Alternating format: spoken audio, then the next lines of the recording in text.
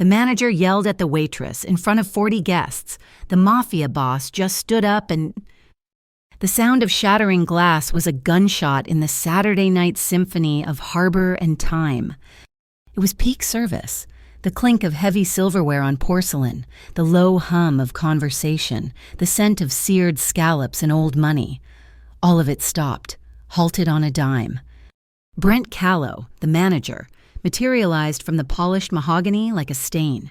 His face, usually a mask of oily servitude, was puce.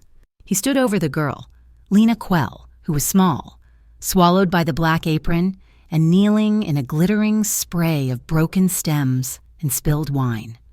Incompetent, Brent's voice cracked across the room, loud enough to make the couple at table 7 flinch. Absolutely, utterly incompetent. Do you have any idea what those cost away? There were nearly 40 guests in the main dining room, 40 pairs of eyes, all trained on Lena's bowed head. I saw her shoulders trembling, her knuckles white where she gripped a rag, already trying to fix the unfixable. The real problem was the dark patch of water spreading from beneath the ice machine, a leak Brent had been told about 3 times. The floor was a hazard. But the truth doesn't pay the rent. "I'm sorry, sir. I'm so sorry, Mr. Callow," Lena whispered, the words catching in her throat. She was swallowing back the hot burn of tears, the bile of pure, unadulterated humiliation. She kept her eyes down, focused on the sharp edges of the glass, because looking up meant seeing them. The whispers started, a tide of sibilance rising to fill the silence Brent had created. Some diners looked away, their discomfort a tangible thing. A woman in pearls muttered to her husband about making a scene, but others watched with a faint, greedy amusement, a little drama to go with their dessert. Lena felt every stare like a physical blow. She needed this job. The tips from a Saturday night shift were the only thing standing between her and an eviction notice, between her mother getting her medication and not.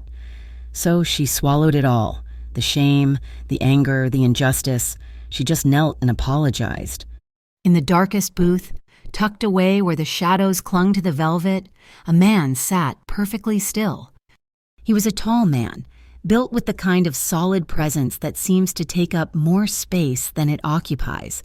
He wore a charcoal suit so finely tailored it looked like a second skin. His name was Damien Cade, to the city of Port Halcyon. He was a whisper, a phantom who owned the logistic lines and the quiet, unseen parts of the waterfront, to the people who knew. He was the Cade Syndicate. His eyes, the color of wet steel, hadn't left the scene. He observed, he catalogued, the way Brent postured, the way Lena's small frame refused to completely collapse. He already knew all about Brent Callow. His men had spent a week tracking the manager's petty thievery, the skimmed wages, the doctored time cards. This little display was just the rotten cherry on top. Brent wasn't finished. He relished the audience. He yanked a clipboard from the hostess stand and thrust it at Lena, right there in the middle of the floor. "Disciplinary report," he snapped. "You sign it, now. We make an example of what happens when staff destroys property." Lena flinched. She rose slowly, her legs shaking. She took the pen, her hand visibly trembling, but she didn't sign. She read the form. Her breath hitched. "Sir," she said, her voice quiet but suddenly clear, cutting through the heavy air. "I can't sign this. The hours. You've written the wrong shift hours. It says I clocked in at 6. I was here at 4. It was the truth, the ghost shift he'd been forcing on her. 2 hours of unpaid labor before the system officially clocked her in. It was theft, plain and simple, and here it was in black and white. Brent's face went from puce to a mottled purple. "You sign it or you are out, right now." And that's when the other sound came. A sharp, scraping shriek of heavy wood dragged across the stone floor. It was a noise that set every tooth in the room on edge. Damien Cade was standing. He moved from the shadows into the dim light, and the entire restaurant fell into a vacuum of silence. The whispers died. The forks stopped halfway to mouths. He walked not to Brent, but to his own table. He tossed a black, heavy card onto the wood. It landed with a definitive thud. He turned his head, his gaze finally locking onto the manager. His voice was low, not a shout, but it carried to every corner. It was a voice layered with gravel and absolute control. "Here," Damien Cade said, "respect is mandatory." He paused, letting the words hang. "My associate will settle the bill, for everyone, the entire room."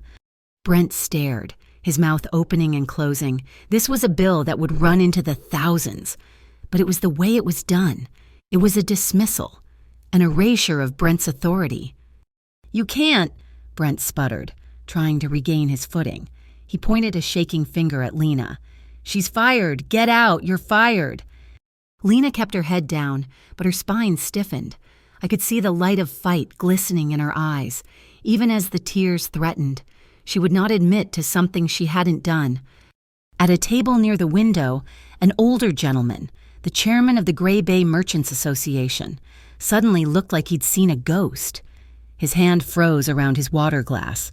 He recognized the man in the charcoal suit. He didn't just recognize him, he knew him. The blood drained from the chairman's face, and he seemed to shrink in his seat, suddenly very interested in his napkin. The air in the room didn't just change. It curdled. The temperature dropped 10 degrees. This was no longer a civilian matter. "You said she destroyed property," Damien said, his voice still calm, still level. "Let's review the kitchen cameras, see the floor, see the ice machine." Brent paled. "The cameras? They're on a loop, and I don't need them. I have absolute management rights." He jabbed a thumb at a framed plaque on the wall, a meaningless corporate charter. He was cornered, and he was getting sloppy. Lena's breath was coming in short, sharp gasps. The adrenaline was fading, leaving only the cold shock of the humiliation. She was crumbling. Damien saw it in one smooth motion. He stepped sideways, his broad back shielding Lena from the prying eyes of the dining room. It was a small, protective gesture, creating a private space in the center of the storm. He leaned in, his voice so low only she could hear it, the scent of expensive wool and something clean, like cold air, washed over her. "You will not endure this for one more minute," he murmured. He straightened, pulling his phone from his inside pocket. He never looked at Brent. He never looked at the guests. He held the phone to his ear. When the call connected, he spoke only one short sentence. "Rook, bring the salt file." He hung up. He looked at Brent Callow, and for the first time that night, Damien Cade smiled. It was a thin, cold expression that held no warmth at all. A storm was coming to harbor in time, but it had nothing to do with the water on the floor. The heavy glass door of Harbor and Time opened, letting in a swirl of damp night air that smelled of salt and diesel from the bay. It briefly overpowered the restaurant's aroma of garlic and wine. A man built of solid, quiet angles stepped inside. He wore a long wool coat, dark with the night's mist, and moved with a weight that seemed to absorb the room's anxious energy. This was Rook. He didn't look at the guests, who were still frozen, a tableau of half-eaten entrees and silent fascination. He walked directly to the hostess stand where Brent Callow was trying to recompose himself, his face still slick with sweat. Rook placed a thick, heavy manila envelope on the polished wood. The sound it made was soft, but it landed with the finality of a gavel. "Open it," Damien Cade said. His voice remained conversational, as if he were discussing the wine list. Brent's hands fumbled with the clasp. He pulled out the contents. They weren't just papers, they were an indictment, pay stubs, printed shift schedules, and a series of grainy, time-stamped screenshots. Lena, still standing just inside the circle of Damien's protection, craned her neck. She saw her own name. L. Quell. Clock in 1800 hours. But she had been there since 1600. 2 hours. She thought back. 2 hours. 4 nights a week. For 6 months. The math clicked in her head with a sickening, cold precision. It was thousands of dollars. It was the proof, the vague, gnawing feeling she'd had for months, the sense that her pay was always short, that the tips never quite added up. It wasn't in her head. It was here, in black and white, stolen from her. She saw more screenshots, Brent at the back office terminal, his face illuminated by the green glow of the monitor, manually overriding the system logs. She saw entries where her clocked-out time was moved forward by 30 minutes, by 45. She saw him pocketing cash from the tip pool, the money designated for the staff who worked those unbooked ghost hours. Brent's face went white. He shoved the papers back into the envelope. "This is fraudulent," his voice cracked, pitching too high, too fast. "It's fake. I'm calling the police. This is harassment. You fabricated this." The guests near the front were no longer whispering. They were listening intently. Damien's thin smile returned. It didn't touch his eyes. "Is it?" he asked softly. He reached out and tapped one of the screenshots, his finger landing on a small digital watermark in the corner. "That's the ChronoServe timestamp, your own internal payroll system. It's synced directly to the chain's mainframe. Brent, every 15 minutes. You can't alter the mainframe. You can only alter the local log. And the mismatch is illuminating." The tide in the room had turned. The diners were no longer passive observers. A man at table 4, the one who had recognized Damien, muttered to his wife, "He's stealing from the girl. The man is proving it." Another guest, a woman with sharp eyes and an expensive watch, pulled out her phone. "Someone ought to ring the Port Civil Commission. This is wage theft." The collective sympathy, a moment ago so uncertain, was now a palpable force moving toward Lena. Panicked, Brent fumbled for his own phone. He backed away from the stand, holding a hand up as if to ward them off. He dialed a number, his thumb slipping twice on the glass. Mara, you need to get down here. Now, there's a man. He's threatening me. He's bringing fake documents. He's turning the guests against me." He went quiet, listening. The restaurant was silent enough to hear the muffled, tinny squawk from the earpiece. Brent's posture changed. He straightened up, a new, borrowed arrogance settling on his features. He hung up.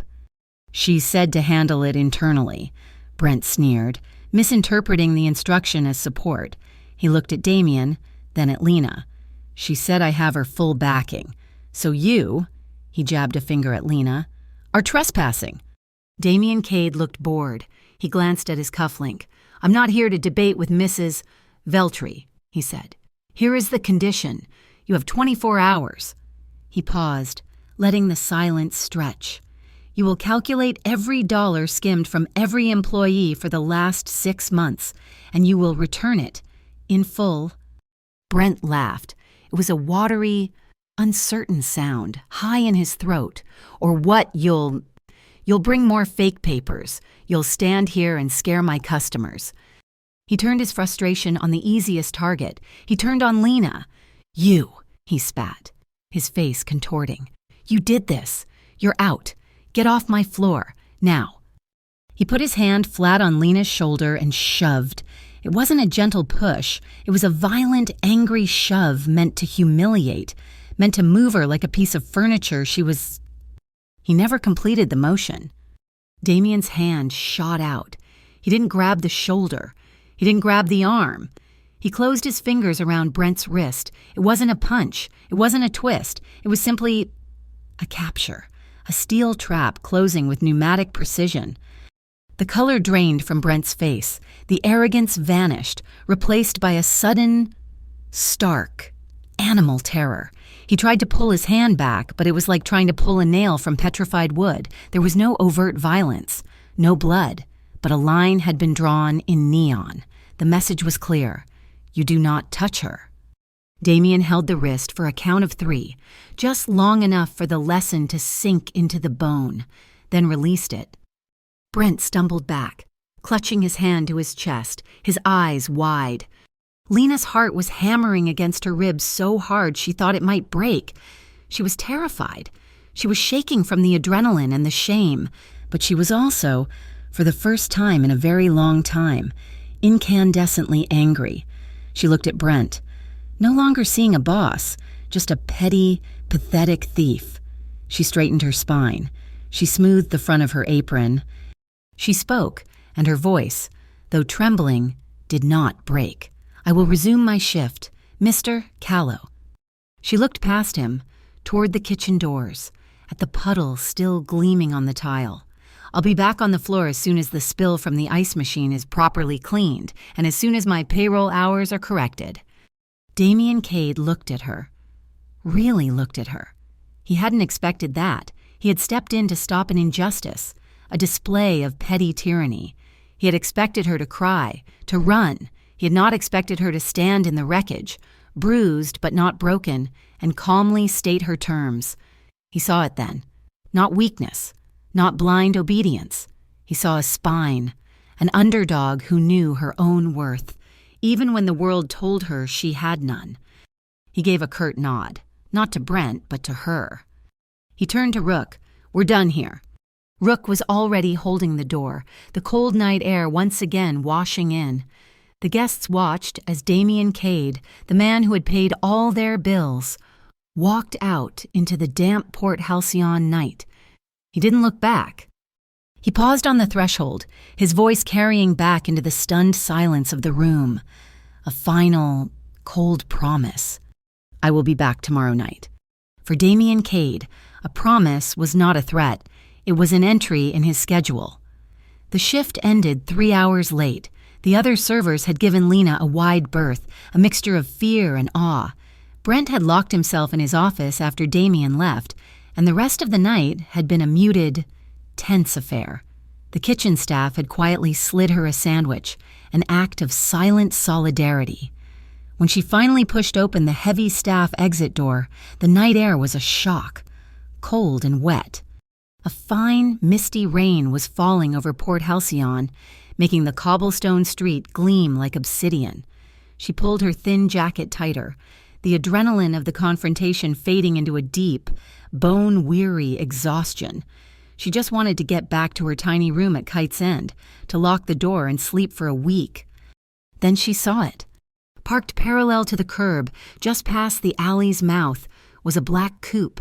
It was sleek and silent, looking more like a panther carved from shadow than a machine. As she stared, the passenger side door clicked open with a soft, expensive thunk.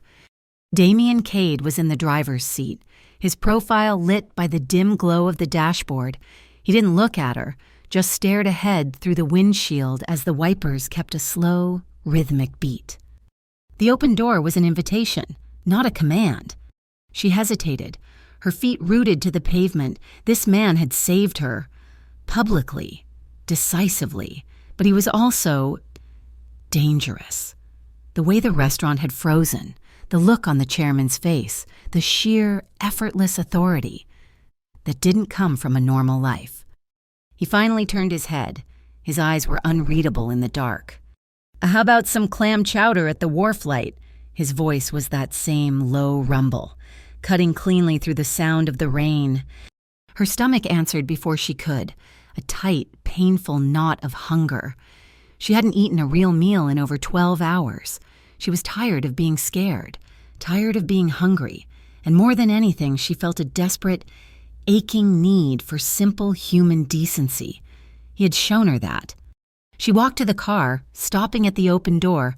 "Just soup," she said, her voice stronger than she felt, "and talk." A small, almost imperceptible smile touched the corner of his mouth. Just soup and talk. She slid into the leather seat. It was impossibly soft, smelling of rich leather and that same cold air cleanliness from the restaurant. The door closed with a heavy, final thud, sealing them inside, a silent bubble moving through the wet, sleeping city. The wharf light was the opposite of harbor and time. It was an all-night diner near the docks, lit by fluorescent tubes that hummed, the air thick with the smell of coffee and frying bacon. It was a place for truckers, third-shift cops, and insomniacs. When they walked in, nobody looked twice. They slid into a booth by the window, the vinyl cracked but clean. Damien didn't look like a king here, just looked like a man, shrugging off his heavy suit jacket and rolling up the sleeves of his white shirt.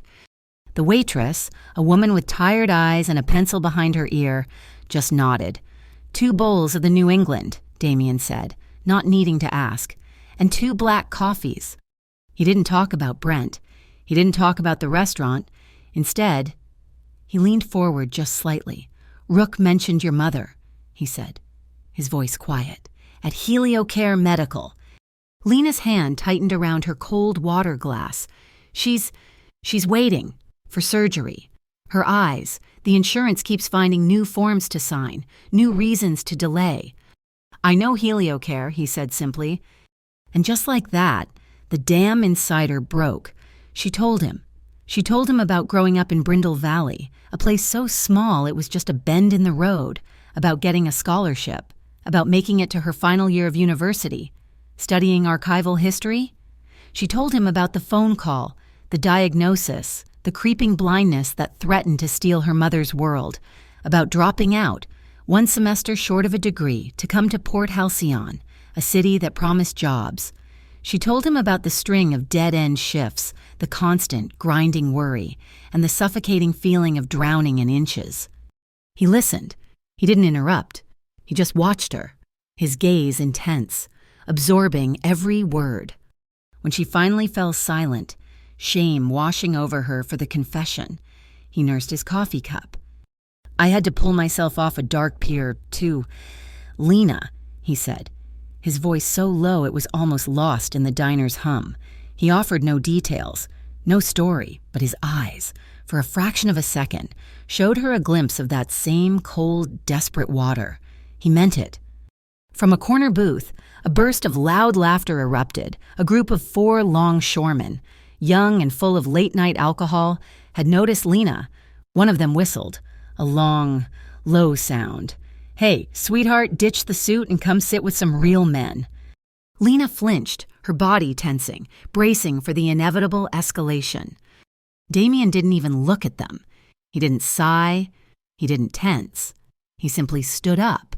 He walked over to their table. Lena couldn't hear what he said. He spoke for perhaps 10 seconds. He didn't raise his voice. He didn't gesture. But the 4 men, all of them larger than him, suddenly went silent. Their bravado evaporated. One of them nodded quickly. Too quickly. As Damien walked back to the booth, he flagged down their waitress. "Put their tab on mine," he said, "and send them a round of whatever appetizers the kitchen is still making." Authority, the kind you didn't need to shout about. The rowdy table was silent for the rest of their meal. When they left, the rain had stopped, but the wind cutting in from the bay was sharp and cold. It sliced through Lena's thin jacket instantly. She shivered violently. Before she could even react, Damien was unwrapping the scarf from his own neck. It was dark, a deep wine red, made of heavy, soft wool. He didn't ask. He just draped it over her shoulders, his movements efficient. His fingers brushed the side of her neck, just below her ear. It was an accident, a fleeting, incidental touch, but it sent a jolt of pure, unadulterated electricity through her, so strong it made her gasp. It was warmth. It was contact. It was the first gentle touch she'd felt in so long she couldn't remember the last. He didn't seem to notice, or if he did, he gave no sign. They were silent in the car. He drove, not toward her tenement, but up the winding road of Signal Hill, the highest point in the city. In the dim light of the dash, her eyes were drawn to his hand on the gear shift. As he downshifted, his cuff rode up. There, on the pale skin of his inner wrist, was a scar. It wasn't jagged or angry. It was a thin, white, precise line. She didn't know why she asked. "What happened?" He glanced down, his hand stilling. "A souvenir," he said, "from a stupid decision that turned out to be right." He offered nothing more. He parked at the overlook. The whole of Port Halcyon was spread out below them, a glittering net of lights draped against the blackness of the ocean, the harbor, the docks, the distant, steady sweep of the lighthouse beam. "All I want," Lena whispered, fogging the glass, "is for things to be normal. Just quiet, a job that pays, a safe apartment, my mom healthy. That's all." Damien stared out at the city he owned. "I want a peace I can't ruin, Lena." He turned to her. The space in the car suddenly small, charged with the energy from the diner, the scarf, the scar. Normal is a setting on a dryer. It's not a life. The beam from the lighthouse swept across the car, illuminating them in stark white for a second, then plunging them back into shadow. Her breath caught. He was closer. He hadn't moved, but the space between them had vanished. She could smell the coffee on his breath, see the faint lines at the corners of his eyes.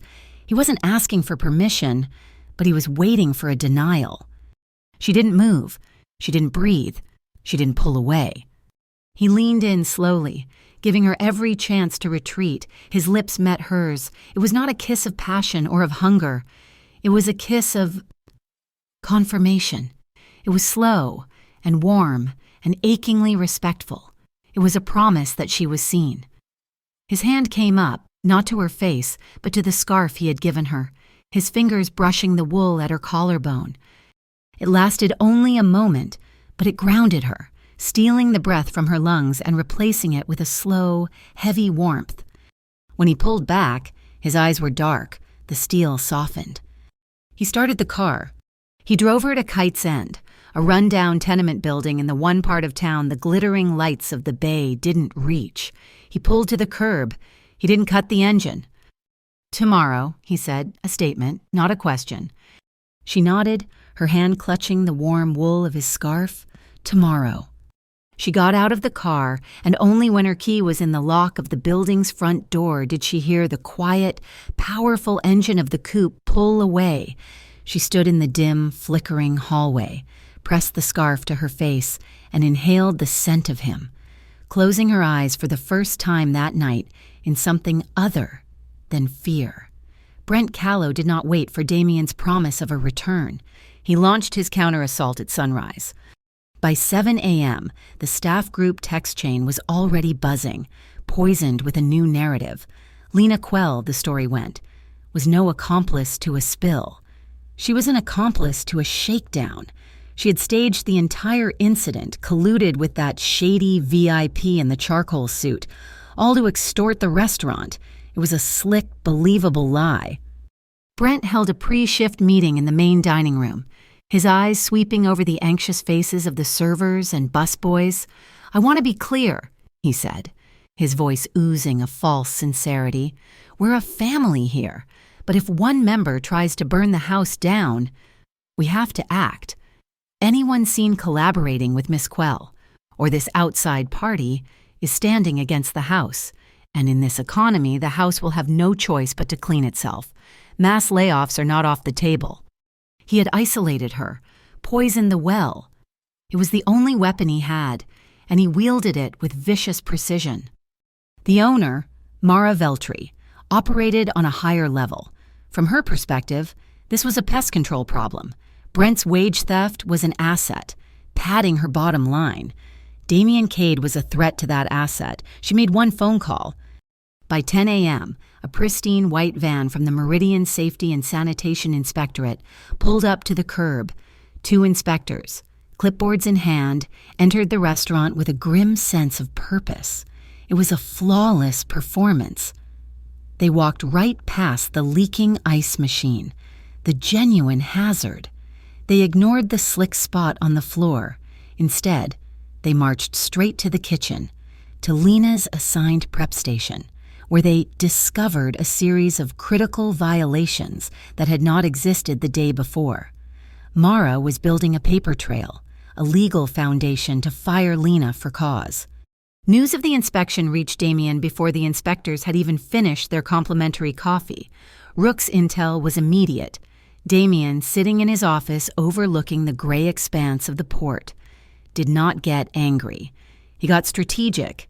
He made one call to the chief executive of the Silver Tide Port Company, a massive, legitimate logistics firm he controlled through 3 layers of corporate shielding.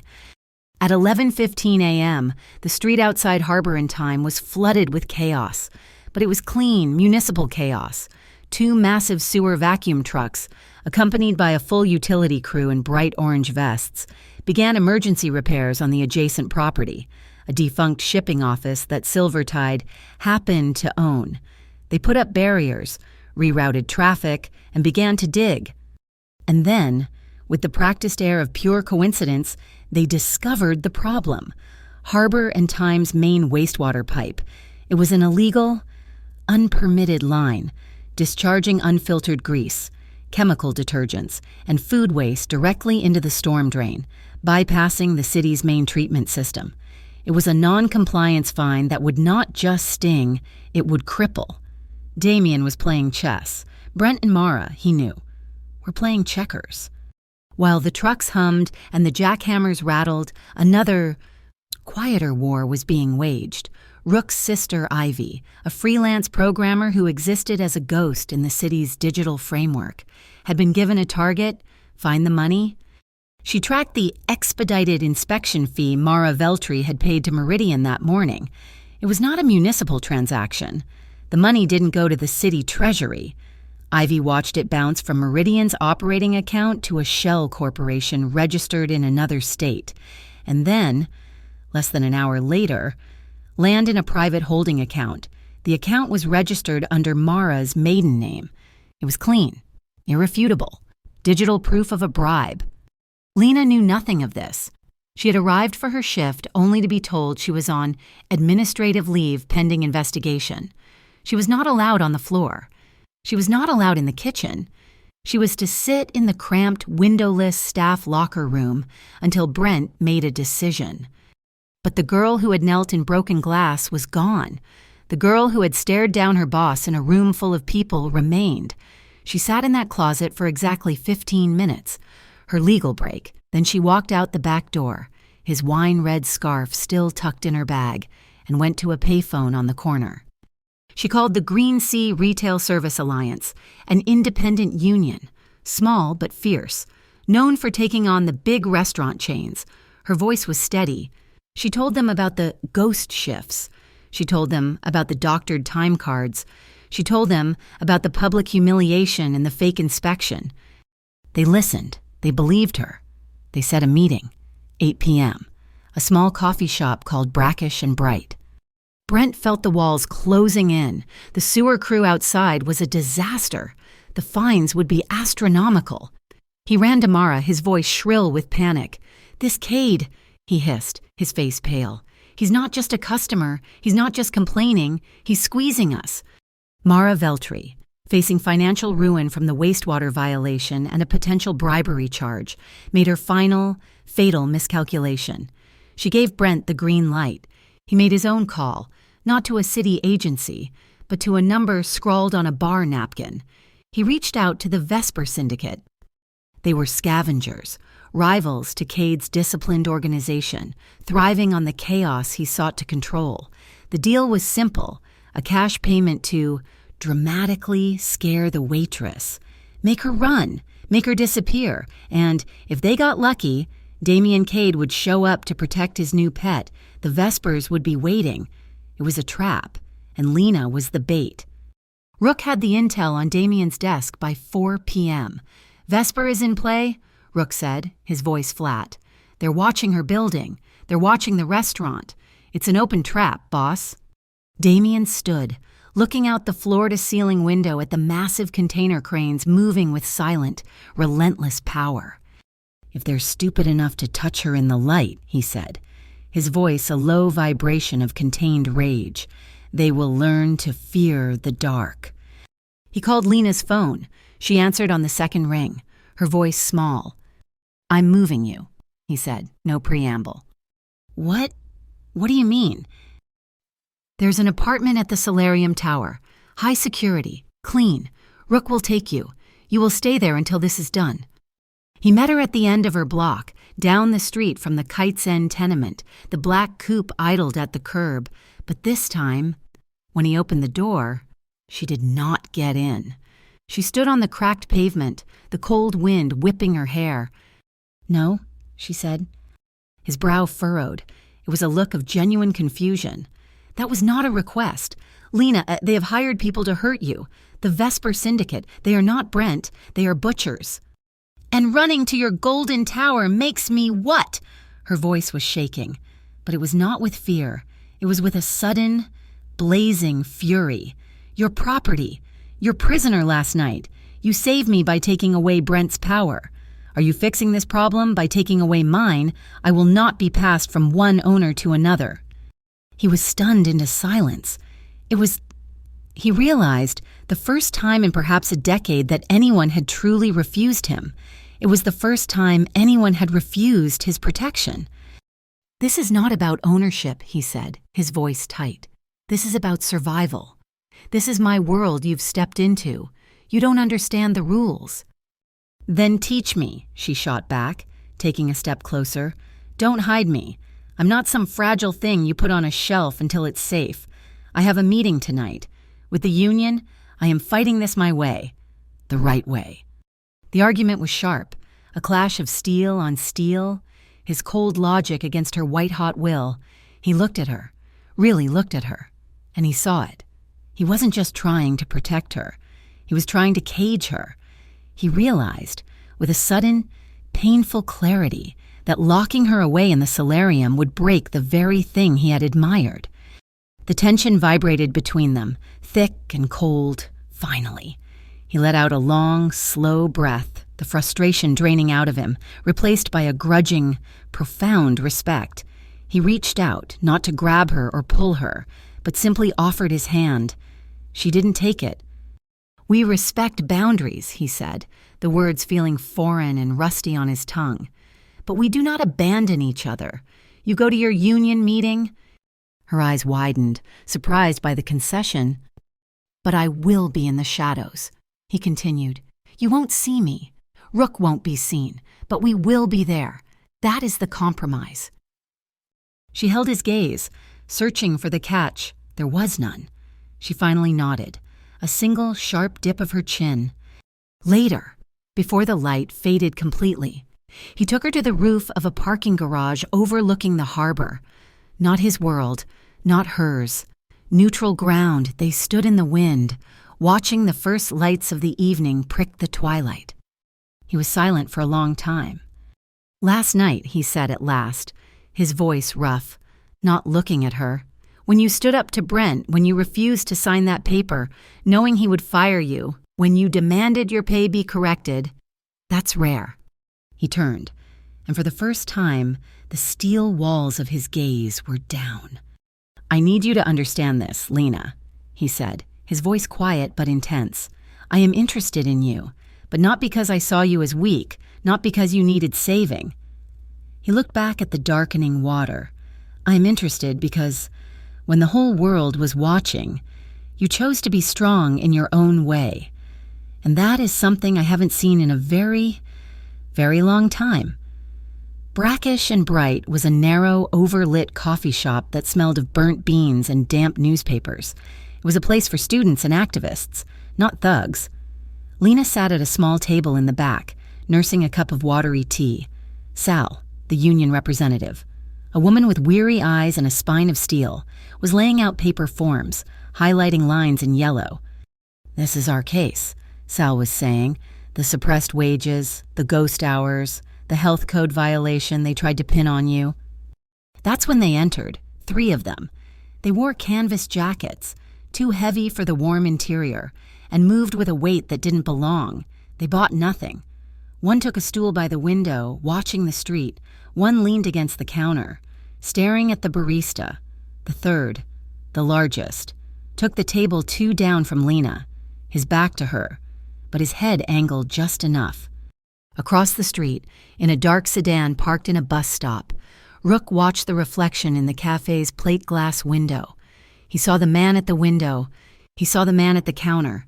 He saw the reflection of the third man in the polished chrome of the espresso machine, his eyes locked on the back of Lena's head.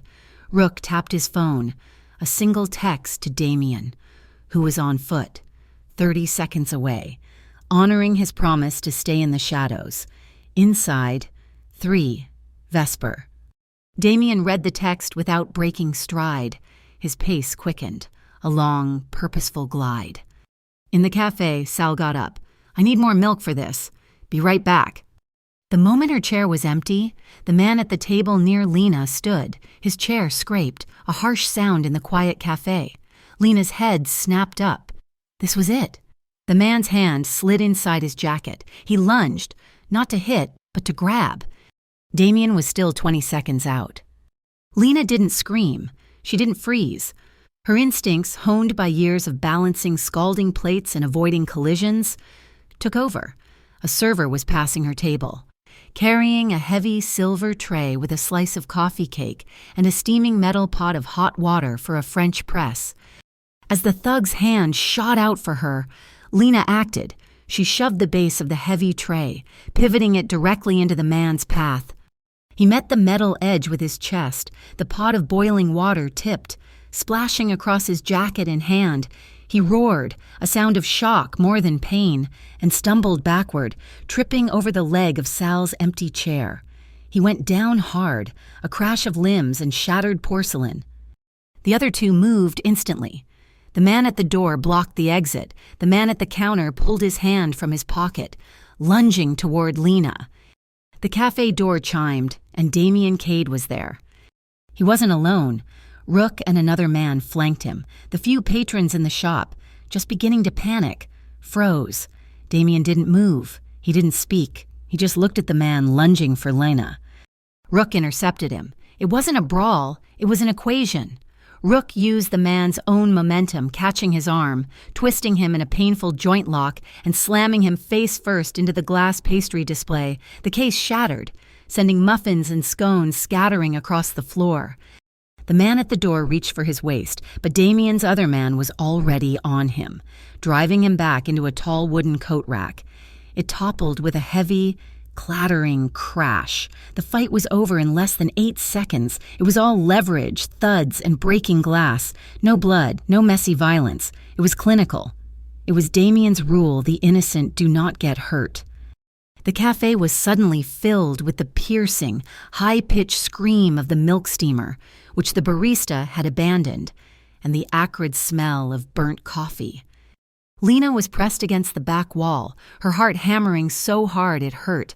She looked down at her arm, in the scramble. She had slammed her elbow against the exposed brick. A long, raw scrape was already beading with blood, staining the sleeve of her sweater. Damien walked past his men. He walked past the groaning thugs. He walked past the stunned barista. He stopped directly in front of Lena. His eyes scanned her face, then dropped to her arm. The entire cafe went silent, watching. He didn't say a word. He simply knelt on one knee. The gesture was so unexpected, so out of place, that it sucked the remaining air from the room. He reached into the inner pocket of his tailored coat and produced a small, flat, black leather case, a first aid kit. Amidst the wreckage of the cafe, with the smell of sugar and burnt espresso heavy in the air, he took her arm. His grip was impossibly gentle. He opened an antiseptic wipe and began to clean the abrasion, his movements precise and calm. He was an island of absolute focus in the chaos. He applied a sterile bandage, his large, warm fingers briefly covering her hand. It was a gesture of such profound, quiet care that it felt more intimate than any kiss. Rook appeared at his shoulder. Sirens, 90 seconds. Damien nodded. He rose, helping Lena to her feet. In the back. Now. He guided her, his hand on her lower back, through the employees-only door into the small, dark storeroom. The door swung shut, cutting off the noise, plunging them into a cool darkness that smelled of burlap and raw coffee beans. The only light was the thin red line from the emergency exit sign. The tension, the adrenaline, the terror of the last 2 minutes, it all snapped. He didn't pull her to him. He simply stepped into her space, backing her against a tall stack of flour sacks, his body a shield. His hand came up, not to her face, but to the nape of her neck, his fingers tangling in the soft hair just above her collar. His other hand rested on her waist, not pulling her closer, just holding her steady, grounding her. Their breaths were coming in fast, shallow gasps, fogging the air between them. When he kissed her, It wasn't the slow, respectful exploration from the night before. It was urgent, it was hot and deep and necessary. A collision of relief and fear. It was a confirmation of life, a desperate anchor in the storm. It was the rough texture of his wool coat against her cheek, the solid pressure of his body, the taste of coffee and the metallic tang of adrenaline. He broke the kiss but didn't move away. He rested his forehead against hers. His eyes closed, his chest was heaving. "Tell me you're okay," he whispered, his voice a raw, strained sound she had never heard. "I need you to say it so I can breathe." "I'm okay," she gasped, her hands gripping his biceps, clinging to him. "Damien, I'm okay." The distant whoop-whoop of a siren sliced through the night, growing louder. They separated, but the electricity lingered. Her cheeks were flushed bright red, her lips parted and damp, her eyes glittering in the dark. His were intense, the mask of control firmly back in place, but his breathing was still too fast. The storeroom was suddenly washed in flashing red and blue light from the alley window. When they emerged, Rook had handled the police. The Vesper men were gone, hauled away by Damien's team long before the official sirens arrived. Sal, the union rep, was pale, but her hands were steady as she gathered her papers. "We have them," Sal said, her voice tight with anger. "We file tomorrow. The Gulf Shore Culinary Chain Board. We had wage theft. Now we have aggravated assault." Later that night, Lena walked to her car, a battered 10-year-old sedan parked 2 blocks away. Damien was gone, back to the shadows as promised. But Vesper had left their calling card. Carved deep into the driver's side door, gouging the faded paint down to the raw metal, was a crude, unmistakable symbol. A knife. She met Damien on the roof of the parking garage, the wind cold, the city lights indifferent. She showed him the picture on her phone. He stared at it for a long, silent minute. "They put their hands on you," he said. It was a statement of fact, a line that had been crossed. "They use the light. They will learn to fear the dark." "What are you going to do?" she asked, already knowing the answer. "I'm going to take an ally," he said, his eyes on the dark, churning water of the port. "I'm not going to break their men. I'm going to break their books." She stepped in front of him, forcing him to look at her. "Damien." He met her gaze. "If you are doing this, if you are starting a war because of that—" She pointed toward the docks. "Do it for your own reasons. But if one of those reasons is me, I have a right to know.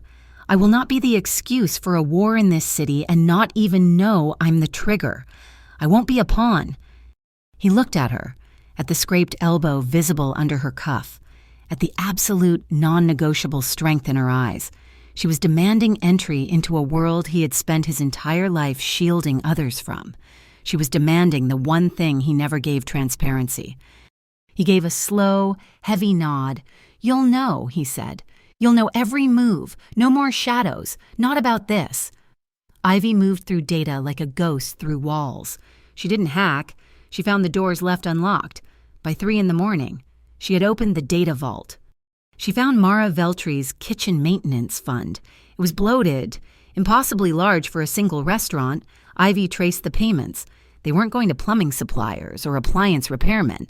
The money was being laundered, siphoned in steady. Weekly payments to an offshore server that hosted the Gray Line betting syndicate. It was Vesper's private casino, their cash cow. Mara wasn't just skimming from her employees. She was feeding a gambling addiction using Vesper's bank and using the restaurant's books to pay the VIG.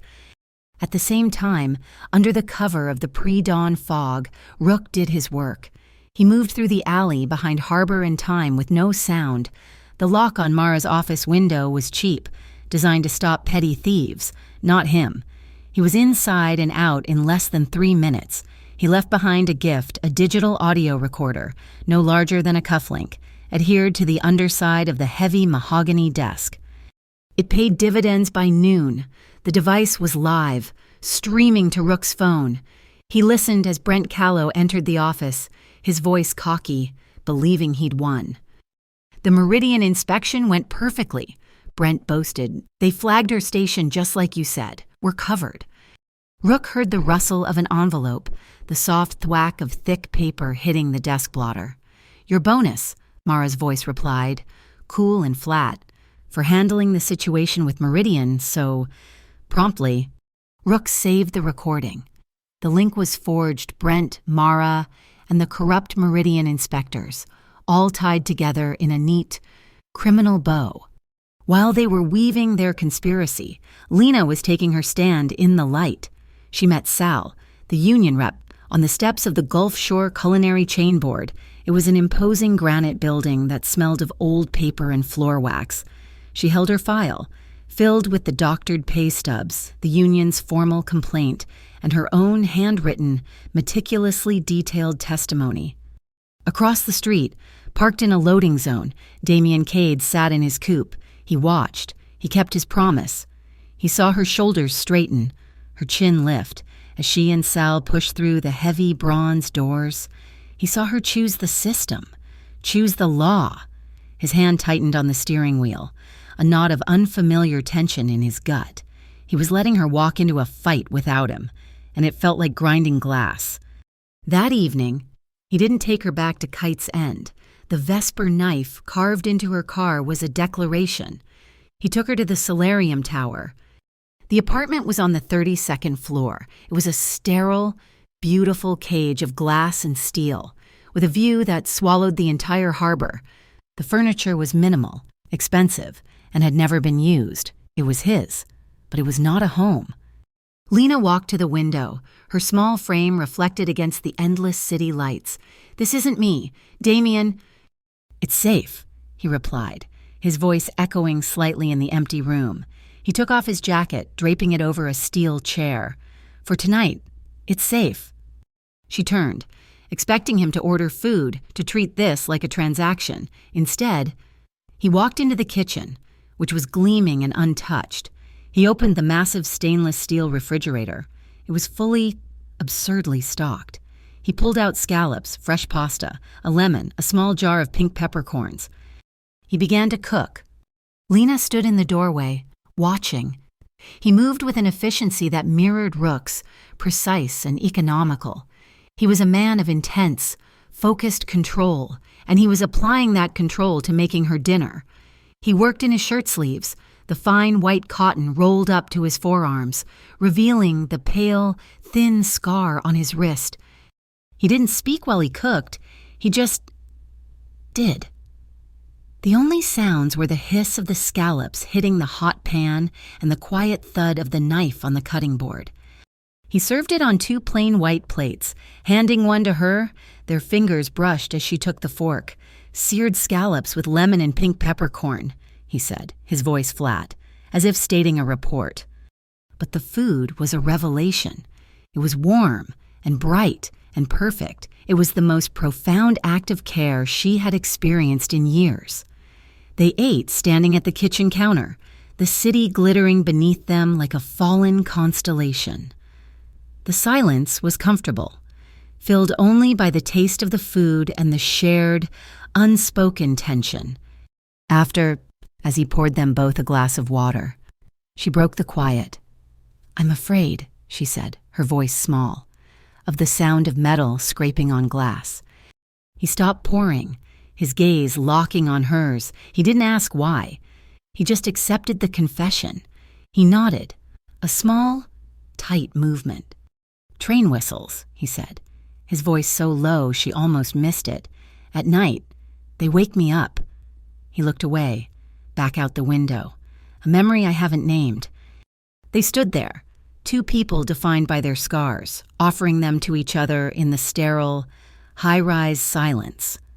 He set his glass down. There was no music. The only sound was the faint hum of the city, 32 floors below. He held out his hand. "Lena." She placed her hand in his. He drew her close. Not into the living room, but right there in the kitchen, in the space between the counter and the steel island. His other hand found her waist, his touch warm through the thin fabric of her sweater.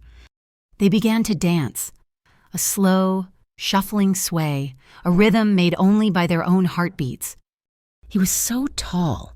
She fit perfectly against him, her head resting on his chest. She could feel the steady, slow thump-thump of his heart beneath her ear. He smelled of clean cotton and the lemon from dinner. He lowered his head, his forehead coming to rest against hers. They stood like that for a long moment, just breathing each other's air. His hand slid from her waist, moving higher, his fingers spreading wide over her back, pulling her flush against him. She felt the solid, unyielding strength of him. A human fortress. When he kissed her, it was a continuation of the dance. It was slow and deep and sure. It was not the desperate, frantic kiss from the storeroom. This was a kiss of knowing. It was a kiss of possession, but also of surrender. His lips were soft, yet impossibly firm, moving over hers with a devastating, controlled patience. Her hands, which had been resting on his chest, slid up, her fingers tangling in the thick hair at the nape of his neck, pulling him closer. His hand on her back traced the curve of her spine, a warm, possessive exploration. Even through the barrier of her clothes, it was a promise, a claim. The kiss deepened, a slow, thorough claiming that made her knees weak, made her entire body thrum with a warmth that had nothing to do with fear and everything to do with want.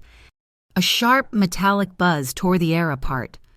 They broke apart, both breathing hard. The phone was on the counter. Her phone... "Don't," he murmured, his voice thick, reaching for her again. But the screen lit up again, an anonymous number. "I have to," she whispered, her hands shaking as she picked it up. It was a text message. There was a photo attached. She opened it. The blood drained from her face. The warmth of the kiss vanished, replaced by a cold terror that made her stomach heave. It was a picture of her mother. She was in the visitors' lounge at HelioCare, her profile visible, holding a white styrofoam cup of coffee, completely unaware that she was being photographed. She looked frail. Beneath the picture was a single line of text. "Pretty mom, pretty daughter. Stay quiet if you want her to stay that way." Lena's hand flew to her mouth, a choked, terrified sound escaping her. She showed the phone to Damien. He looked at the screen, the man who had cooked for her, danced with her, kissed her. He vanished. In his place was Damien Cade. The steel in his eyes became arctic. The softness in his face hardened into granite. He took the phone from her trembling hand. He put his arm around her, pulling her against his side as she began to shake. He held her, but he was looking past her, out at the city. His voice, when he spoke, was a low, lethal vibration, a sound more dangerous than any shout. They just signed their own warrant. He reached for his own phone, never taking his arm from around her. He dialed. Rook answered on the first ring. "Activate the lighthouse keepers," Damien said, his voice devoid of all emotion. "Full protocol. HelioCare in her mother's apartment. Now, I want eyes on her 24/7. I want them invisible, and I want them absolute. No one gets within 20 feet of her. Is that clear?" He listened for a second. Good. He hung up, his gaze still fixed on the darkness outside. The operation was named Anchor Line. Damien laid it out in the sterile quiet of the solarium apartment, not on a map, but as a concept. Vesper is a parasite, he said, adding his back to the floor-to-ceiling window. The city lights a distant, cold fire. It attaches to hosts, the docks, gambling, and in this case, Mara Veltri. We don't kill the parasite by swatting at it. We kill the hosts. He defined the 3 targets, to be hit simultaneously. Rook takes Pier 17, their logistics. Ivy takes the Gray Line servers, their money, and... He paused. "And me," Lena said. He turned, his face unreadable. "You are safe. That was the agreement." "That was before they put a camera on my mother," Lena replied, her voice low, vibrating with a new, cold anger. "They made it my fight, Damien. You promised me transparency. You promised I wouldn't be a pawn. Pawns don't stay in the box. I'm in." He studied her, seeing the steel that had been forged in the last 48 hours. She was no longer just a victim. She was a survivor. The third target, he said slowly, is the Miss Tower, a high-stakes card room on the top floor of the old Century Hotel. It's Vesper's primary cash flow hub. It's where Mara Veltri's payments land. Ivy's voice, crisp and clear, came from the speakerphone on the table. The security is tight, Lena. They don't use radios. It's all verbal. They change passcodes every hour, tied to a phrase from the sports ticker. I can't hack a phrase I can't hear. I can, Lena said. I'm a waitress. I'm trained to be invisible, to listen to things I'm not supposed to hear. I can get you that code. Damien watched her, his jaw tight.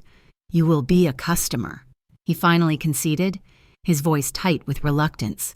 You will sit at the bar. You will not move. You will wear an earpiece. Ivy explained the tech. It looks like a high-end translator, the kind foreign businessmen use. It's a high-gain directional microphone. You just have to look at them when they talk. I'll hear what you hear. The rules are absolute, Damien said, stepping into her space. You are in the green zone. You are never more than 10 feet from the service elevator. The moment I say exit, you do not look back. You do not ask why. You move. Understood. Understood. The hourglass turned at exactly 9 p.m. Lena walked into the Miss Tower. The air was thick with expensive cigar smoke, the scent of aged whiskey, and a quiet, desperate tension. It was all hushed tones, velvet ropes, and the soft, lethal click of poker chips. She looked the part, dressed in a simple, elegant black sheath dress that Damien had provided. She was invisible, just another rich man's collateral. She took a seat at the end of the bar, ordered a club soda with lime, and turned her body slightly, focusing the earpiece on the two guards standing by the cashier's cage. At the same time, miles away at the docks, Rook moved through the shadows of Pier 17. The warehouse was a cavern of corrugated steel, smelling of rust and the oily tang of the bay. Vesper's crew was loading a container truck. The crates were stenciled Harbor and Time, industrial kitchen equipment. Ivy's intel had been perfect. It was a shipment of illegal, untraceable payment terminals, the kind used for offshore betting. Rook didn't engage. He was a phantom. He moved to the massive, greasy controls for the main bay door and waited. Across town, in a nondescript van parked in an alley, Ivy was already inside. She hadn't breached the Gray Line server's main firewall. She had entered through the lobby's smart printer, a stupid, insecure Wi-Fi vulnerability. She was a digital ghost, flowing through their network. She found the transaction logs, and there it was, the loop. Sanitation inspection fees from Mara Veltri paid to Meridian, which were then lost in a series of digital bets at Gray Line, effectively washing the bribe. She began to download. The progress bar, a thin blue line creeping across her screen. Back at the Miss Tower, Lena sipped her soda. The bar was loud, but she filtered it, focusing on the guards. One, a heavy-set man, muttered to the other. Shift change. Tell the floor. The anchor drops at 9:30. Lena's pulse jumped. Did you get that, Ivy? She whispered, her lips barely moving. Loud and clear, Ivy's voice breathed in her ear. Anchor drops at 9:30. I'm using it. I'm in. But the night wasn't done. A high roller at the main table, a man in a silk shirt, suddenly threw his cards down. He palmed it, he roared, standing up so fast his chair toppled. He's cheating. The room's quiet tension snapped. The guards moved, not on the accuser, but to surround the table, creating a human wall, blocking the exits. The atmosphere turned ugly, the polite veneer stripped away. Damien's voice, ice-cold and calm, cut through her ear. Situation changed. Red zone, the tapestry on your left. Behind it is a service elevator. Go, now, Lena. She didn't question. She didn't hesitate. She slid from her stool, leaving her full drink, and walked with a calm, steady pace. Just another woman heading for the powder room. She reached the heavy tapestry, pushed it aside, and saw the unmarked metal door. It was unlocked, as he'd promised. She slipped through, into the quiet, fluorescent-lit service corridor. The elevator doors were already sliding open. She stepped inside. The doors closed, sealing her in safety. Trust, she realized. It was a two-way street. At Pier 17, the last crate was loaded. The truck's engine roared to life. As the driver put it in gear, Rook hit the switch. The massive rolling steel door slammed down, hitting the concrete with a sound like a guillotine. The Vesper crew shouted in surprise. Rook was already moving. He climbed into the cab of a massive 30-ton forklift, fired the engine, and rammed a container of scrap metal in front of the warehouse's only other exit. He sealed the trap. Then, from a burner phone, he dialed the Port Halcyon Police Anonymous tip line. "There's a truck at Pier 17, he said, his voice digitally altered. "It's full of illegal electronics, and the men loading it look very armed." He hung up and vanished. Lena met Damien in the alley behind the hotel. Her heart was a drum against her ribs. "I got the code," she said, breathing hard. "I know," he said, opening the car door for her. "Ivy's in. The download is complete." He got in beside her, the engine silent. Ivy's voice came over the car's speakers.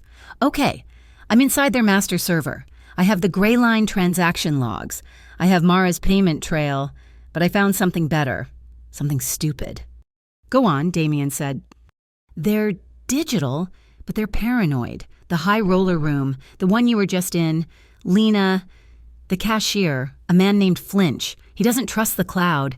He keeps a hard copy, a paper ledger, every debt, every marker, every bribe, handwritten in a notebook." A paper ledger. Damien looked at Lena, and she saw it, the final piece. Mara, Brent, the corrupt Meridian inspectors, Vesper, it was all one chain, and the weakest link wasn't a firewall. It was a nervous little man with a pen. As Damien started the car, a taxi screeched to a halt at the mouth of the alley. Brent Callow scrambled out, his collar askew, his face pale with sweat. "Stop," Lena whispered, putting her hand on Damien's arm. Damien killed the engine, the coupe sliding back into the deep shadows of a loading bay. Brent was meeting someone, a tall, thin man in a Vesper jacket. "You were supposed to handle her," Brent squeaked, his voice echoing in the alley. "She was at the union today. I paid you for results, not for carving up her car." The Vesper man shoved Brent hard against the wall. "You paid for a scare. You want more. The price just went up, significantly." Lena's hand was already in her purse. Her phone was out. She hit record. "Fine," Brent whimpered, sliding down the wall. "Fine, just get it done. But I'm telling you, this Cade, he's involved. You Vesper cowards are just bumbling around, poking a bear you can't handle." The Vesper man just laughed, a harsh, ugly sound. Brent, seeing he'd said too much, threw a wad of cash at the man's feet and scrambled back into his taxi. Lena stopped the recording. She looked at Damien. He was watching her. Not the alley, a look of slow, profound appreciation on his face. He didn't drive back to the solarium. He drove to the Astor Bridge, the old iron span that stitched the port to the city proper. He parked, and they got out. The wind was high up here, cold and sharp, smelling of the deep, dark water below. Lena walked to the railing, gripping the cold iron, and stared down at the black, swirling tide. She was exhausted, but she was also vibrating with a strange, fierce energy. "We have them," she said. It wasn't a question. "We have the threads," Damien replied, his voice quiet beside her. "Now we pull them." He stepped behind her. He didn't touch her, but his presence was a physical thing, a solid wall that blocked the relentless, cutting wind. She felt the warmth radiating off his chest. She unconsciously leaned back just an inch and let her head rest against his coat. It felt impossibly like the safest place on earth. His arms came around her, crossing over her stomach, pulling her back flush against him. It wasn't a lover's embrace. It was an anchor. It was a silent statement. "You are here. You are safe. I have you." He lowered his head, his chin resting on the crown of her hair. They stood like that for a long time, the city a problem beneath them, the wind a howl around them, and in the circle of his arms, there was only silence. She tilted her head, looking up. He met her gaze. He lowered his head, and the kiss that followed was nothing like the others. It was not the shock of the first touch, not the desperate relief of the storeroom, not the slow, discovering dance of the kitchen. This kiss was a vow. It was long and slow and deep and held no panic, no questions. It was a statement of fact, a promise of the storm they were about to unleash. It was the sealing of an alliance, a quiet moment of absolute understanding before the dawn of the final day. The call from Sal at the union came the next morning. It was a victory. They blinked. "Lena," Sal said, her voice crackling with a rare, fierce optimism. "The Gulf Shore Culinary Board, they've convened a public hearing. They're fast-tracking it because of the public interest, which means they're terrified. Day after tomorrow, 10 a.m., you get to speak. On the record, Mara Veltri and Brent Callow have been summoned to attend." Lena hung up, a wave of dizzying relief washing over her. She would have her day. She would get to tell the truth, in the light, where everyone could see. The victory lasted for exactly 4 hours. By 2 p.m., the Greenport Gazette, the city's most read online news blog, posted a story. The headline was brutal. Harbor and Time waitress accused of theft amidst wage theft dispute. Vesper had launched their counteroffensive. Attached to the article was a video. It was grainy, shot from a high, obscure angle in the service bar, the timestamp showing a date 3 weeks prior. It showed Lena. It showed her fumbling with a stack of clean glasses, looking left and right, and then, in a quick, furtive movement, sliding a full, sealed bottle of Lahiver vodka, the expensive stuff from the speed rail, and slipping it into her bag. It was a fake, a deep, clever digital manipulation, but it was seamless. It was believable. The comments section under the article was a war zone. Half the city called her a brave whistleblower, the other half a calculating thief. Vesper hadn't needed to hurt her. They had simply neutralized her credibility. She was standing in the vast, empty living room of the solarium when Damien came in. She didn't look up from her phone. "I have to speak," she said, her voice a low, hard monotone. "I have to go to that hearing and tell them the truth." Damien walked to the window, the late afternoon light catching the sharp line of his jaw. "No," he said. The word was flat. Absolute. She finally looked up, her eyes blazing. "What do you mean? No?" "They just painted a target on you," he said, turning to face her. "That video is their first move. A public hearing is not a courtroom. Lena, it's an arena. Argus and the Vesper Syndicate will be in that room. They've just invited you to walk onto their stage, and you will not be doing it." "So what?" she shot back, taking a step toward him. "I hide. I let them win. I let them call me a thief after everything I've been through, after what they did to my mother." "I will handle it," he said, his voice dropping into that familiar, cold register of command. "My way, quietly. We have the leverage. We have the recordings. We will break them in the shadows." "Your way," she cried, the word tearing out of her. "Shadows and threats and back alley deals. That's not a victory. Damien, that's just trading cages. I started this in the light. I am finishing it in the light. I am not you." The words hung in the sterile air, sharp and glittering as broken glass. "You don't understand." His voice was a snarl, the first time she had ever heard him lose the iron sheath of his control. He crossed the space between them in 2 long strides. "The light is where you get killed. The light is where they can see you, where they can reach you, where they can put their hands on you and the mothers you're trying to protect." He stopped, breathing hard, his face a mask of cold fury. The silence in the room was absolute, broken only by their ragged breaths. Lena held his gaze, refusing to back down, but the violence of his outburst had shaken her. She turned, her whole body trembling, and started to walk away to the bedroom, to the hallway, anywhere but here. "Lena?" His voice was rough. She stopped at the doorway, her back to him. "Lena, don't—" She felt him move, Not a sound on the marble floor, just a shift in the air. His hand clamped down on her arm. It wasn't gentle, but it wasn't brutal. It was desperate. He spun her around to face him. "Don't," he whispered, his eyes blazing, a raw, naked emotion swirling in their steel depths. "Don't you dare walk away from me when the tide is this high." And he kissed her. It was not the respectful kiss from the car or the desperate relief from the storeroom. This kiss was the argument. It was the anger and the fear and the profound, terrifying chasm between their two worlds. His hand was tight on her arm, his other hand tangling in her hair, gripping her, holding her as if she were about to fly apart. It was a bruising, claiming, furious kiss that demanded she understand the stakes. It was a kiss that said everything he couldn't with words, and it left her weak and breathless. He broke it, but didn't let her go.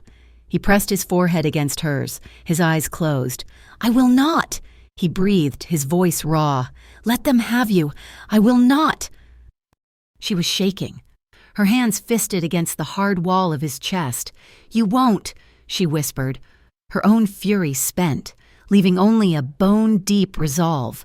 "I am going to that hearing, Damien. You can't stop me." He pulled back just enough to look at her. He saw the iron in her spine. He was beaten, and he knew it. "But I will make a deal with you," she said, her voice gaining strength. "I will go. I will speak. I will tell them about Brent, about the ghost shifts, about the spill. I will show them Ivy's data on the Meridian bribe." She took a deep breath. "But I will not say your name. I will not mention the Cade Syndicate. I will not talk about Vesper. I will keep your world completely out of mine. I will fight my fight on my terms." He searched her face, seeing the non-negotiable terms. This was her line. He let out a long, slow breath, a sigh of pure, frustrated defeat. "All right," he said at last. "You go. You speak." He paused, and his eyes regained their focus. "But you do it my way. I will set an invisible perimeter. You won't see them. The other union members in the front row, the volunteers serving water bottles, the paramedics in the hallway, the independent camera crew from the Port Halcyon Press. They will all be mine. They will not be armed. They will not be a threat to anyone. But they will be a wall. That is the only way you walk into that room." She looked at him, at the compromise he was offering. He was ceding control of the narrative, and she was ceding control of her safety. "Deal," she whispered.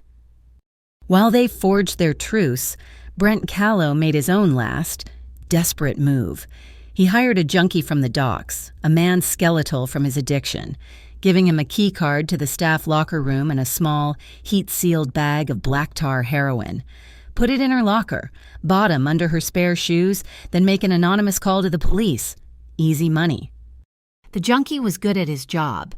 He slipped into the back alley, jimmied the service door, and crept into the darkened locker room. He found Lena's locker. He opened it.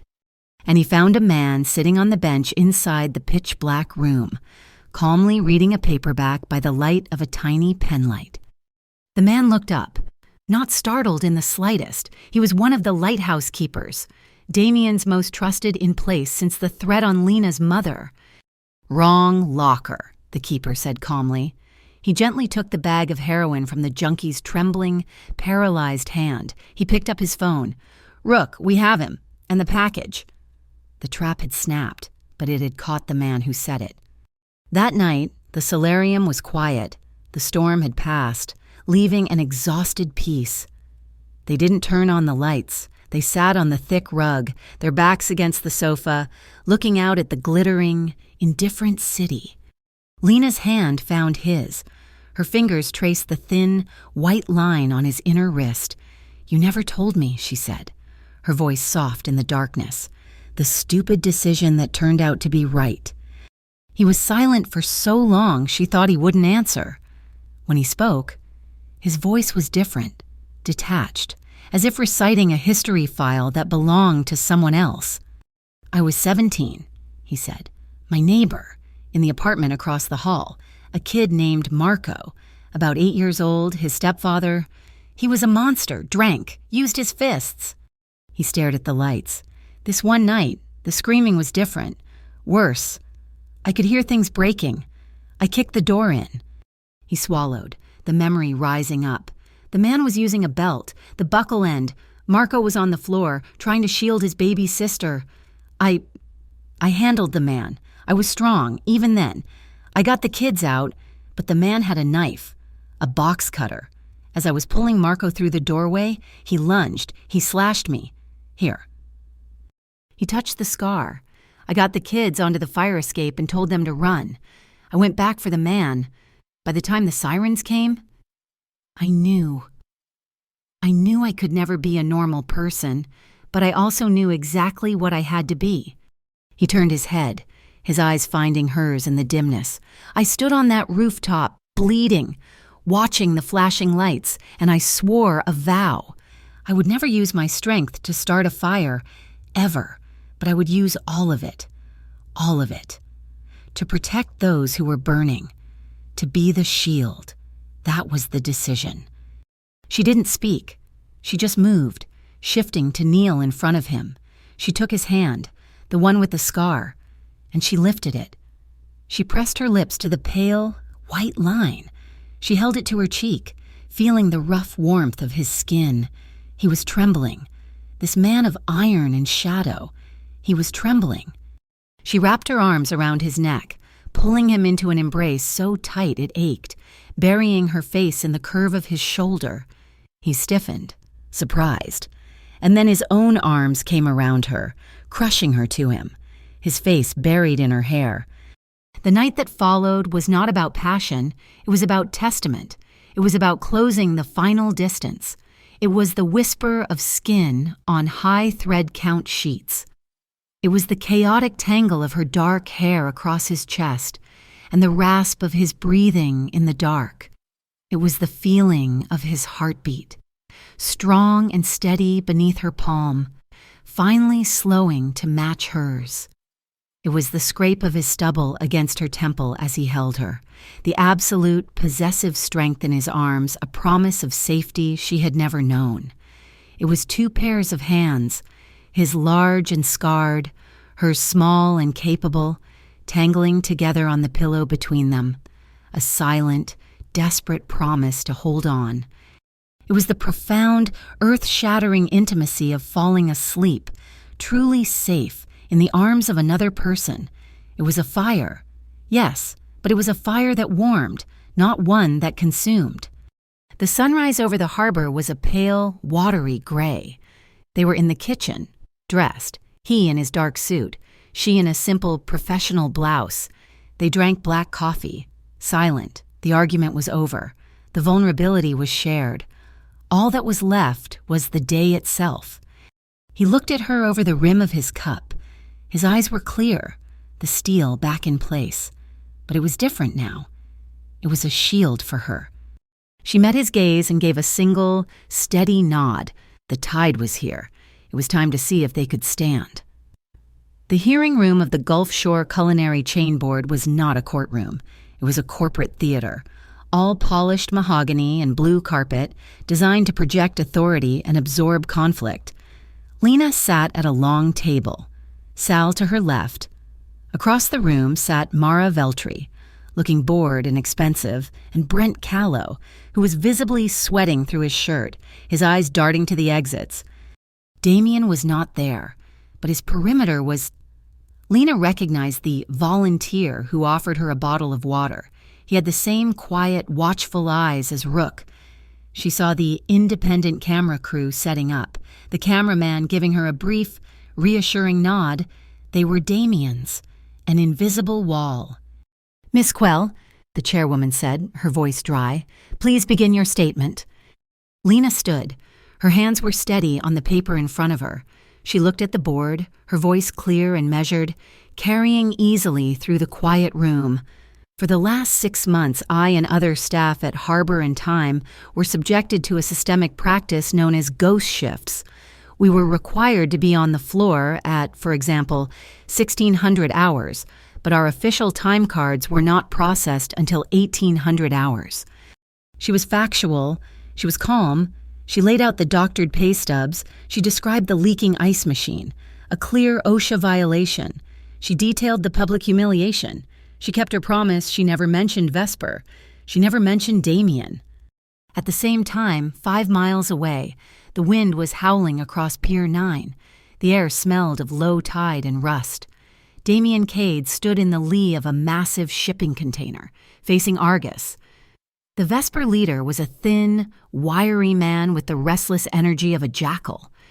"This is not your pier, Cade," Argus sneered, flanked by 2 of his men. "It's part of the port," Damien replied, his voice a low rumble beneath the groan of the loading cables. "And you're making a mess. You're drawing attention. The assault at the coffee shop, the threat against the woman's mother. It's sloppy. It ends." Argus laughed, a harsh barking sound. "Ends because you say so." Back in the hearing room, Sal took the floor. "We now present evidence regarding the fraudulent safety inspection conducted by the Meridian Inspectorate." Ivy, working remotely from her van, fed her signal to the main display. The room watched as a clean, simple flow chart appeared. It showed a payment of $5,000 moving from Mara Veltri's kitchen maintenance fund into the Meridian holding account, and then, 48 hours later, being deposited into Mara's personal offshore account. The bribe. Brent Callow's face went from pale to ashen. He looked at Mara, who simply stared at the screen, her composure cracking, her fingers drumming a silent, frantic rhythm on the table. On the pier, Argus's smile faded. "You've been digging. Cade." He snapped his fingers. From the shadows between the containers, 6 more Vesper men emerged, armed with pipes and tire irons. They formed a loose, menacing semicircle. "You shouldn't have come alone." Damien's phone buzzed once in his pocket, a text from Rook, who was watching from a crane cab 200 yards away. "Door 3 is open." "I'm not alone," Damien said. In the boardroom, Mara's lawyer, sensing disaster, leaped to his feet. "Objection. This data is circumstantial. And more to the point, the complainant's credibility is non-existent." He signaled to the technician, "Exhibit B." The screen lit up with the grainy video. Lena, stealing the vodka. The room filled with low, shocked murmurs. Lena felt the blood drain from her face. "As you can see," the lawyer said, his voice dripping with triumph, "Miss Quell is, in fact, a thief." "Rebuttal," Sal said, her voice sharp. The independent cameraman at the back of the room, one of Damien's men, spoke up.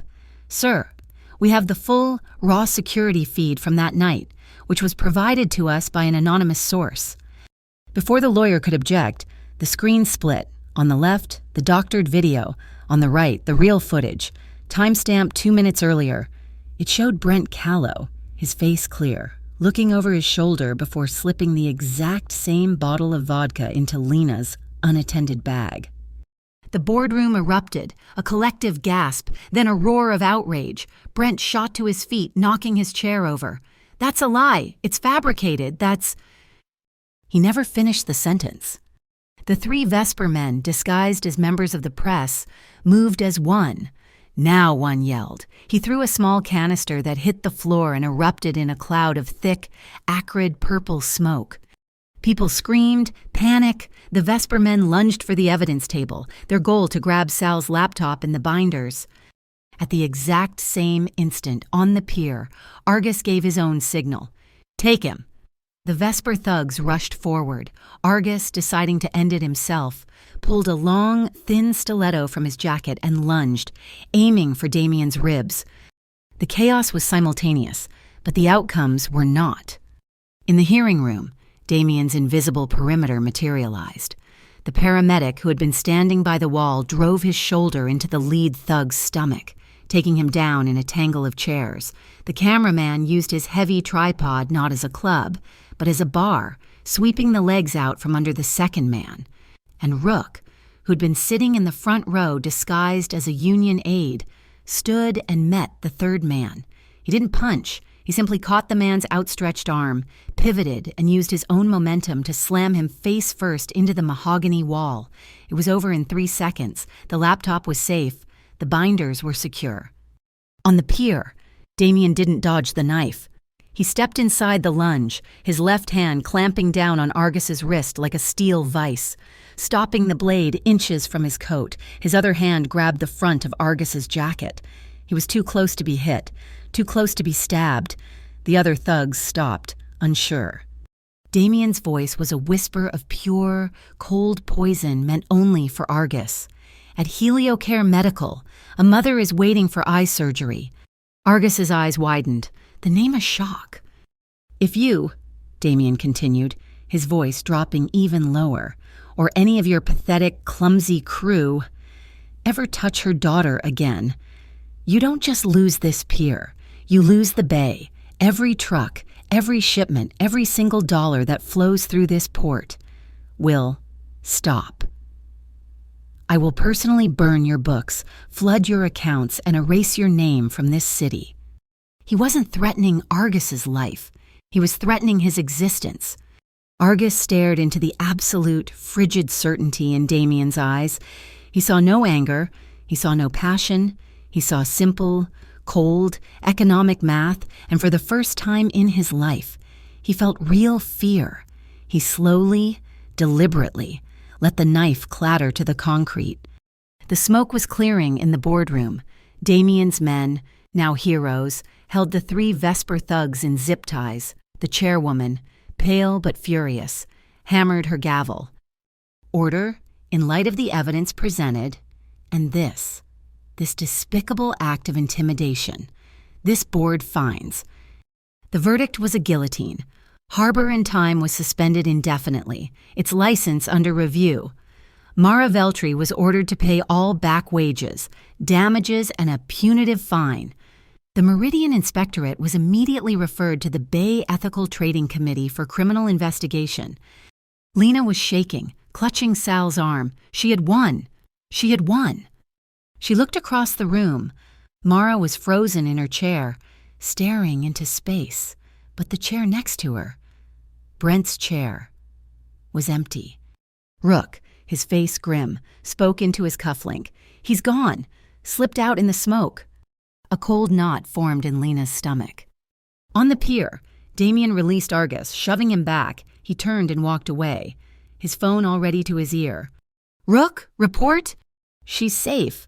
Boss, the board ruled in her favor, but Callow's in the wind. Damien stopped, looking out at the gray, churning water.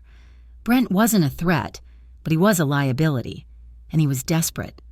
Find him, Damien said. He doesn't have Vesper's payroll. He has the missed tower ledger, the paper one. The final knot wasn't cut. Brent Callow, the coward, was now running for his life, holding the one piece of evidence that didn't just indict Vesper. It indicted the powerful, legitimate men who protected them. The final call came at dusk. It was a distorted, tinny voice from a burner phone, but Lena recognized the reedy panic beneath the static. It was Brent. I have it, he whimpered. The missed tower ledger, the paper one. I'll trade it for cash, 10,000, and a car. Where? Lena asked, her voice calm, her eyes on Damien, who was already listening, his own phone pressed to his ear.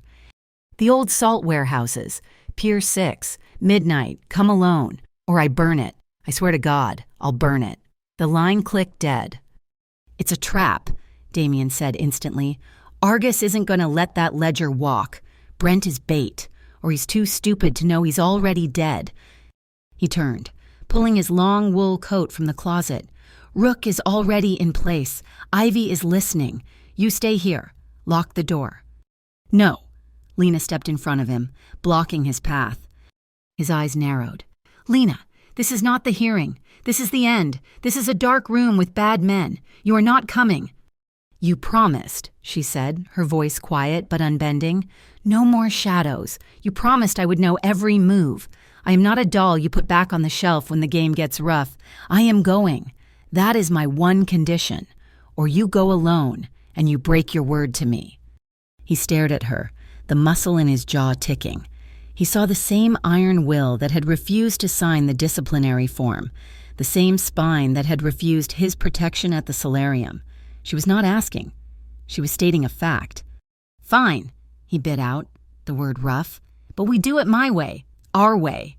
Salt warehouse. Nota 6 was a massive, decaying barn of a building, the air inside so thick with the smell of ancient salt and damp wood it stung the nostrils.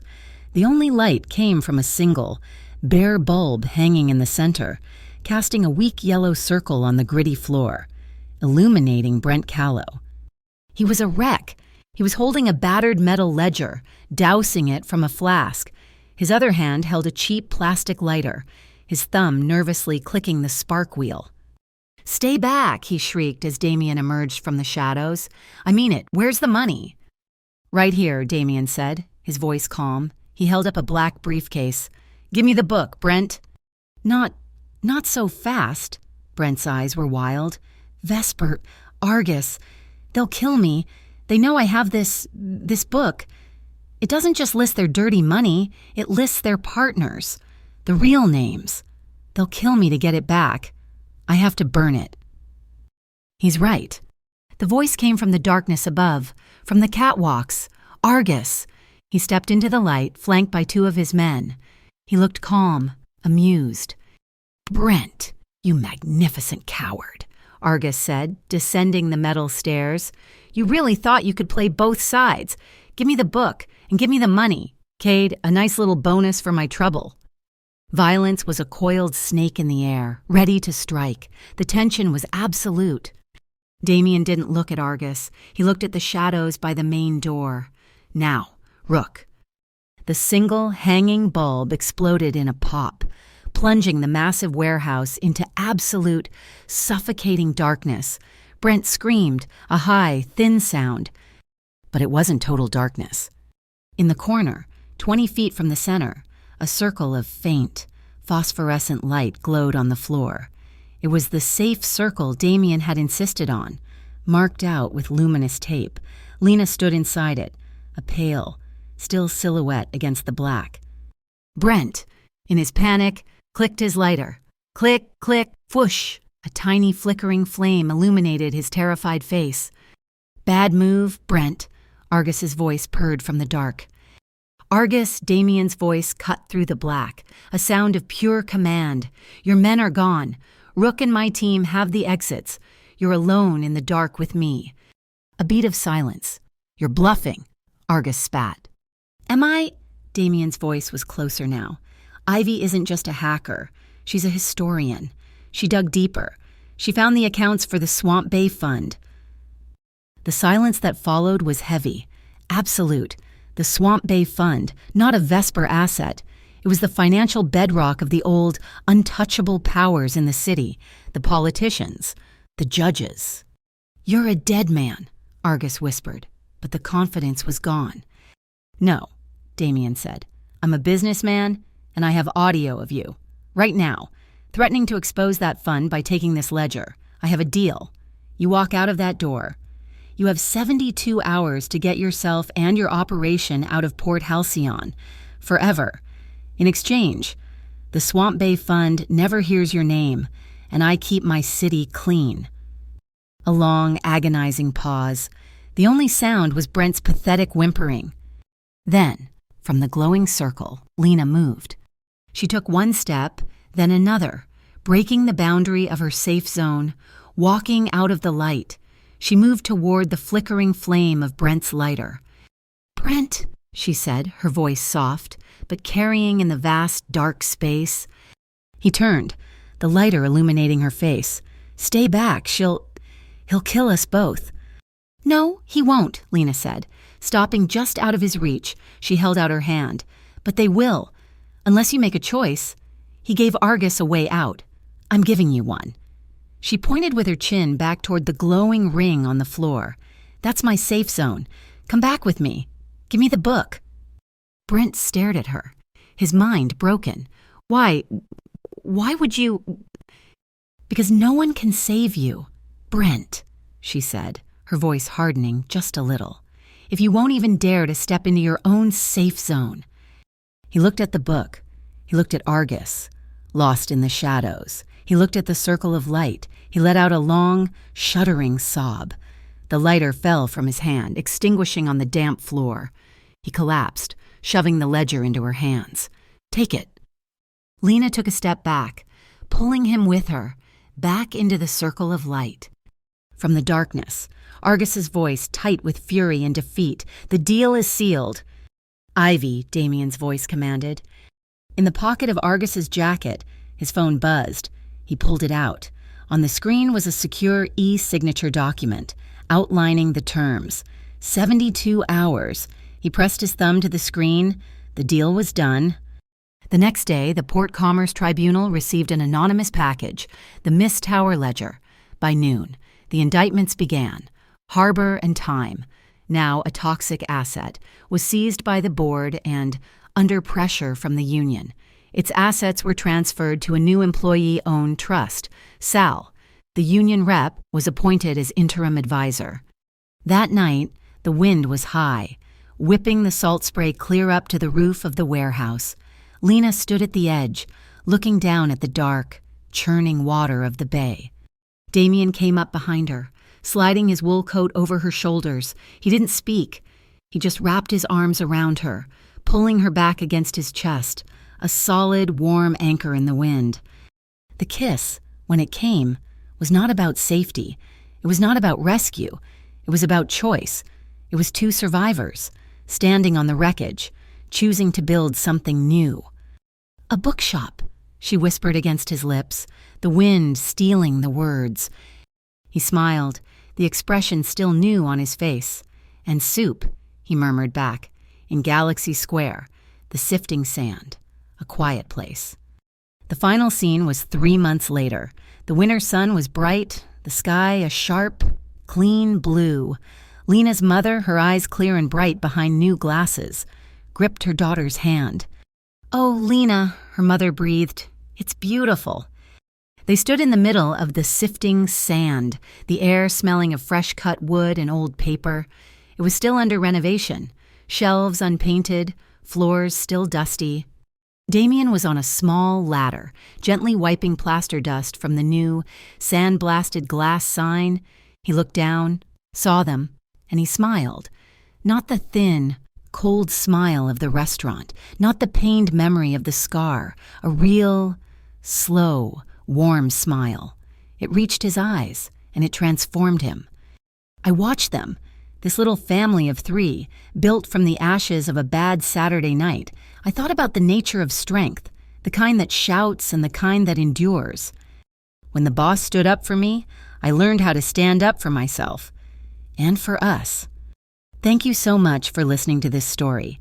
I'm curious, where in the world are you listening from? Let me know in the comments. I'd love to connect and hear your thoughts. Please subscribe to Mafia Boss Stories, like this video. And if you enjoyed it, please consider supporting us by hitting that hype button so this story can be heard by more people.